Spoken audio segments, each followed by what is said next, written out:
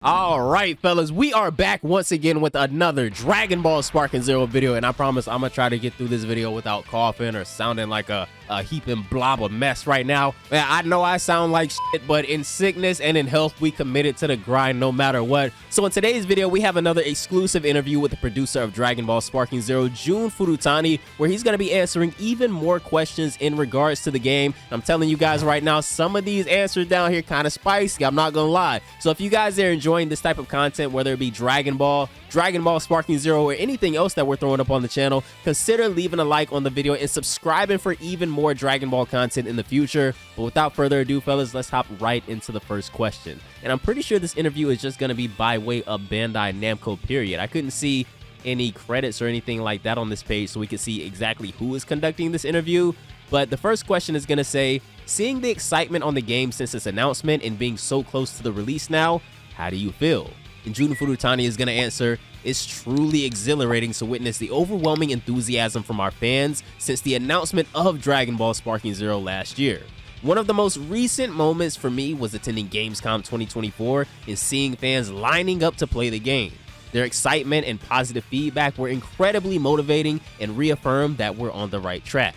We can't wait for everyone to finally get their hands on the game. Jun Furutani, you are not the only one that agrees with that last sentence right there, man. And I think the only complaint about Gamescom 2024 is the confusion on why they showed us all of those characters that they just revealed yesterday officially. That's probably the only thing, but other than that, I mean, I'm sure it was a blast. I didn't get to go to Gamescom, but all of the footage that came out, it was bananas, man. So question number 2 is gonna say, what kind of experience do you hope players will have when playing Dragon Ball Sparking Zero? We want players to feel the thrill of intense battles as their favorite character from Dragon Ball. That's an answer that he stated numerous times now. Our goal was to create an experience that is both nostalgic and innovative, capturing the essence of the series while introducing fresh, exciting elements. The game is designed to be immersive with dynamic visuals and fluid gameplay. The gameplay is massively fluid from when I played it. I'm sure it's even more fluid now in the new demo build that make every fight feel epic and dramatic. We hope that the real-time effects and graphic expressions will allow to experience a deeper immersion into the characters. We hope that the players will share this excitement and joy with each other. So question number 3 is gonna say, are there any details into the game that you couldn't highlight that much in the trailers that you would like to inform users about? This is actually a good question right here. Is there anything in the game, those small little details maybe, that we haven't really gotten to see that well in even the demo gameplay and the trailers that we've seen thus far? And Furutani's going to answer this by saying, while our trailers have showcased some of the most exciting aspects of Dragon Ball Sparking Zero, there are several details that we couldn't fully highlight but are equally important to the overall experience. I can't wait to see what those are when we finally get our hands on the game next month. It's going to be a once-in-a-lifetime experience, man. One exciting detail that we haven't highlighted much is the variation in actions that occur between specific characters. Oh, like the unique interactions and things like that. For instance, the throwing move Goku performs on Buu is different from one he uses on other characters. Yeah, we've seen that in demo gameplay. Similarly, when Gohan Super Saiyan 2 throws Perfect Cell, a different animation is triggered. I think they showed that in the trailer, but we couldn't really tell. I don't remember if anybody's done that in their specific gameplay footage from the demo, but I think we did see that in the trailer. These nuanced animations add a layer of realism and excitement to the battles, making each encounter feel unique and true to the Dragon Ball universe. Bro, I can't wait to see just how many unique throws that they have in this game with over 150 characters easily on the base roster, and who knows what we're gonna have once we start getting all that DLC. Bro, how many unique grabs is this game gonna have? It's gonna have just as many unique grabs as characters on the base roster by the time things are all said and done probably. So this next one, the answer is kind of long here. The question number 4 is gonna say, do you have any advice on how the players should compose their teams of characters? Oh, that's another good question. So are there gonna be like meta team comps and things like that? I honestly feel pretty confident in saying that since this is a game that they're not really focused on balancing too much with, the player base is gonna 100% decide what the meta is and really show off how broken some of the things you can do in this game is gonna be. Like what a couple of months into the game, they might actually start thinking about having to balance some stuff, because when people get their hands on this game and we can really lab the way we want to, oh, it's gonna get ridiculous online. Absolutely, Jun Furutani is gonna reply. When it comes to composing your team in Dragon Ball Sparking Zero, there are a few strategies that can enhance your gameplay experience and make battles even more thrilling. First and foremost, a good team balance is key. Characters who are strong in the original work are also strong in the game, but in rank matches where there is a cost limit, you can't include many of them in your team. All you people that want to play Vegito and Gogeta and Gotenks and Kefla, slow down. Slow down. I don't think you're going to be able to throw UI Goku on that team as well. Slow down, Death Daddy. Slow down, brother. However, even characters with relatively low costs have their own unique traits, such as being good at disrupting opponents or specializing in stealth attacks. Oh, stealth attacks are going to be pretty cool in this game. That's the first time I'm hearing them use that term in this game. That's going to be pretty cool to see. By leveraging these traits, you can compete against stronger opponents. Transformation and fusion are indispensable elements for a team match. Before transforming or fusing, the characters have relatively low cost, making them easier to include in your team.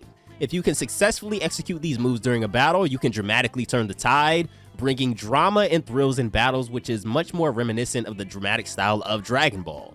The beauty of Dragon Ball Sparking Zero lies in its variety and the freedom it gives players to explore different strategies. Try out different characters, test their abilities, and find that combination that best suits your playstyle.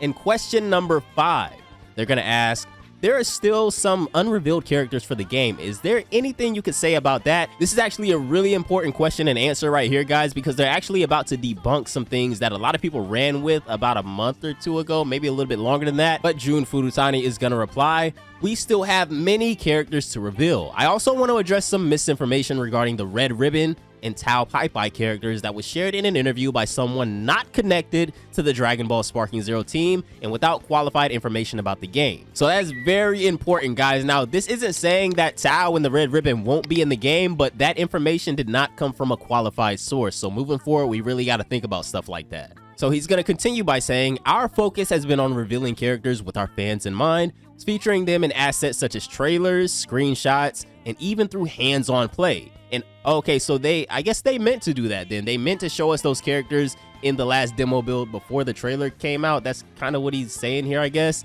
And hopefully surprising and exciting them with how their favorites appear and play in the game. Part of the thrill of working on this title has been having an incredible roster and knowing how eager every fan is to see who they can play. We can promise one thing though. Fans will know every playable character at launch before the game comes out. I'm gonna read this one more time for the people in the back. We can promise one thing, Jun Furutani, the producer of Dragon Ball Sparking Zero, says. Fans will know every playable character at launch before the game comes out. Please stay tuned for our official announcement to come. So you guys know what that means. There will be no secrets left on that roster by the time the game comes out. No secret unlocks. We're gonna know the pre-order bonus character probably any day now as time ticks closer and closer to release. So guys, get ready. This last announcement, or these last couple announcements for the game, they're gonna be big. So the final question number 6, is gonna say, anything else you would like to say to all of the fans waiting for the game? And Jun Furutani is gonna reply to us saying, to all of the amazing fans eagerly awaiting Dragon Ball Sparking Zero, I want to extend my heartfelt gratitude for your unwavering support and enthusiasm. Bro, we are beyond excited. We appreciate everything you guys have been doing for the past year. This promo run has been insane. And honestly, with everything that I've gotten to do, all the people that I've met, this was like a once-in-a-lifetime experience, man. And the game isn't even out yet, so the best is yet to come. Your excitement has been a driving force for our team throughout the development process, and we are incredibly grateful for your patience and passion.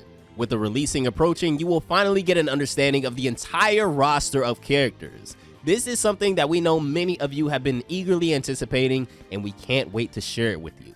Each character has been meticulously crafted to ensure that they bring their own unique flair and abilities to the game, staying true to the essence of Dragon Ball.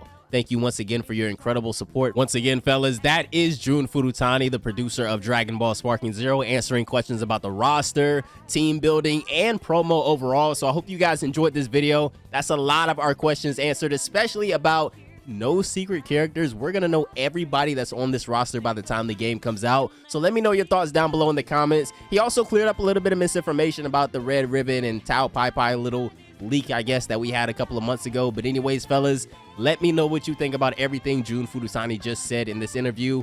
Have a great day. And I'm going to see you fellas tomorrow. Bye, guys.